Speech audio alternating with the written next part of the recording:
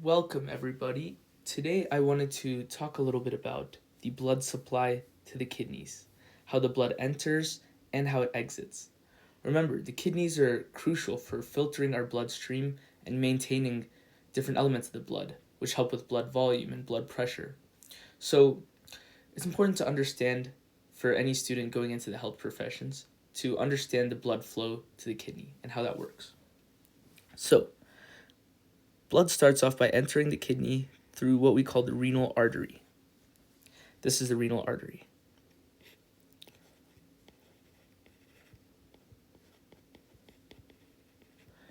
And after it enters, it goes up a little and segments off into different branches. This is what we call the segmental artery.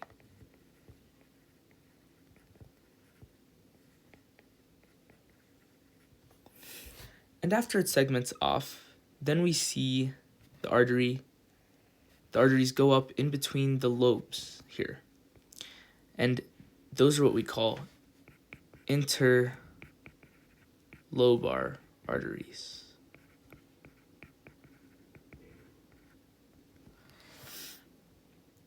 And after they go up between these lobes, we see that they arc around like so. Like so. And these are what we call arcuate arteries.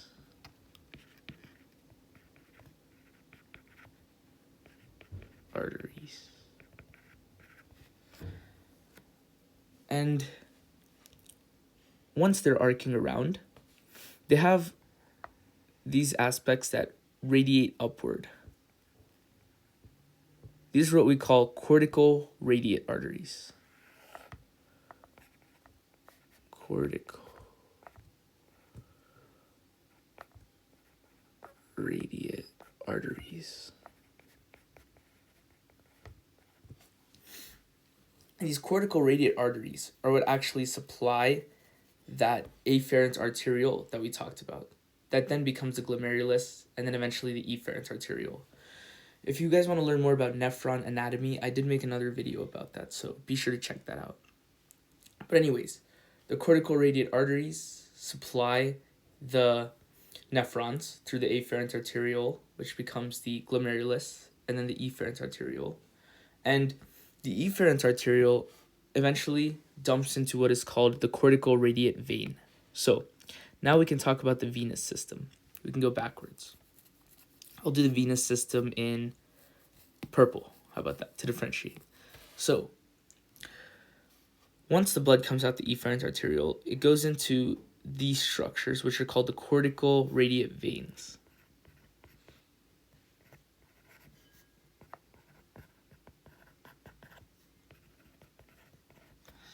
And these cortical radiate veins eventually become these arcuate veins. So just like arcuate arteries, we have arcuate veins.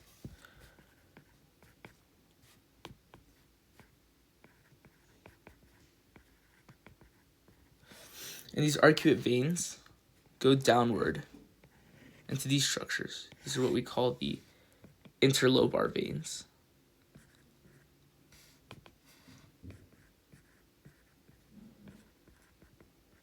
And these names follow the same names as the arteries going back.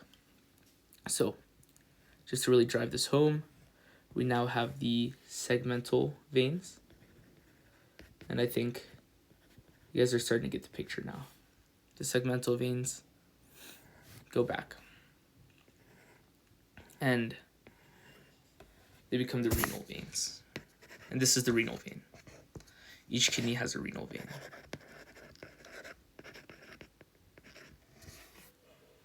And these are considered segmental veins too, right here.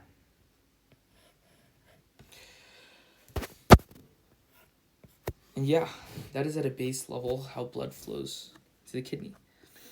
So let's talk a little bit more about nephrons.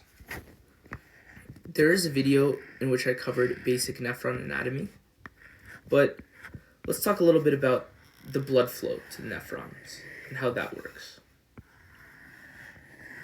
So again, we have our nephron here, just through our loop of Henle and distal convoluted tubule. And now I'm drawing our collecting ducts.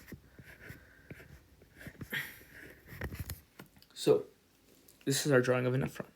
And we have our afferent arteriole coming in. We have our glomerulus and our efferent arteriole. So once this filtrate is made in the nephron, remember, we're reabsorbing large parts of this filtrate as it moves through our nephron. Actually, about 99% of our filtrate, most of it. And the other 1% or so gets excreted through urine, which goes out this way. And throughout this whole process, we're reabsorbing elements of the filtrate into our blood. So this nephron is absolutely a vascularized structure. We have our peritubular capillaries that are running all around the proximal convoluted tubule and the distal convoluted tubules. And the peritubular capillaries run all around the loop of Henle as well. Now, the thing is, if there's two types of different nephrons, and based on the type of nephron that it is, it's going to have a different type of blood supply to the loop of Henle. So, the two types of neurons are juxtaglomerular nephrons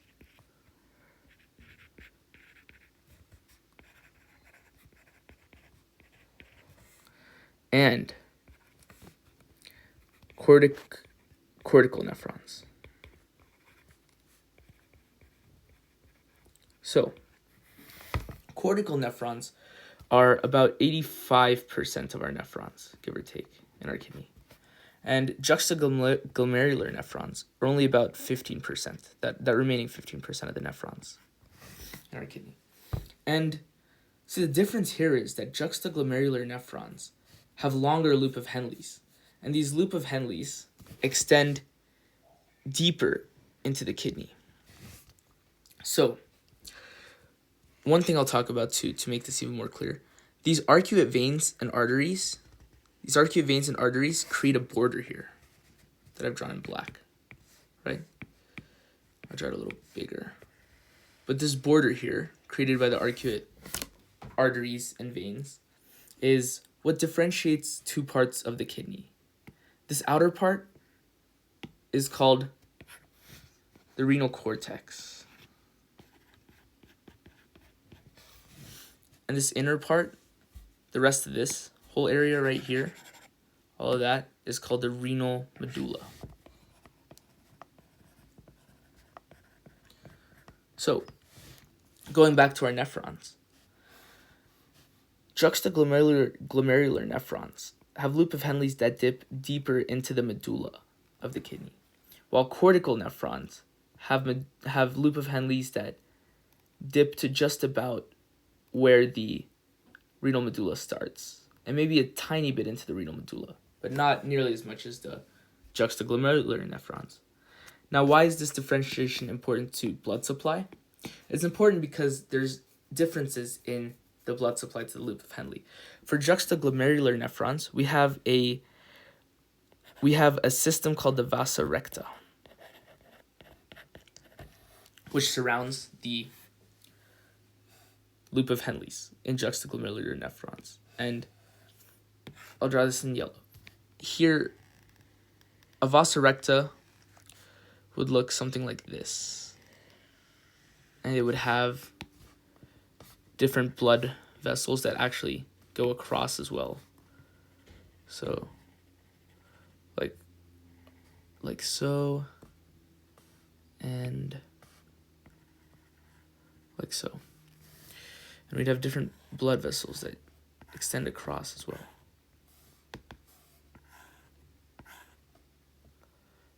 And whatnot. And anyways, this Vasa Recta is what is able to create a countercurrent multiplier system, which helps us filter out more water and sodium out of our loops of Henle. And cortical nephrons, on the other hand, don't have a Vasa Recta, but they just have all these peritubular capillaries, which I've drawn here in red. So just a bunch of arteries, capillaries, I should say, that run across. Capillaries. around loop of Henle.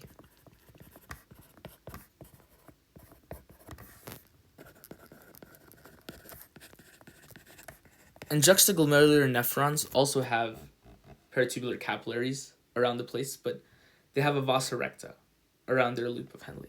That's the differentiator here. And what's interesting is we found that animals that live in drier regions, more desert regions, like camels, for example, have nephrons whose loops of Henle's extend longer.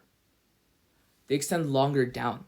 And the evolutionary purpose of this is to help these animals retain more water since they're in more dry conditions. If the loop of Henle is longer, there's more chances in the loop of Henle for water to be reabsorbed into the bloodstream. And as a result, these animals found that to be a survival advantage. Anyways, this is the basic blood supply of the renal system, of the kidneys. And remember, we have two types of nephrons that determine what type of blood supply, what type of blood flow will be around the loop of Henle. But all the nephrons have peritubular capillaries around them, and of course our afferent and efferent arterioles, which I made another video on, so be sure to check that out. And we have our glomerulus.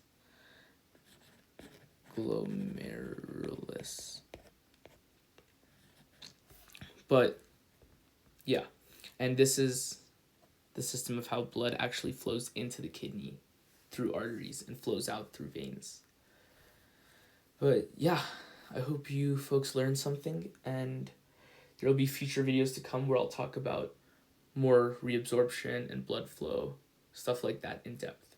Well, thank you for tuning in. Please like, share, subscribe, comment.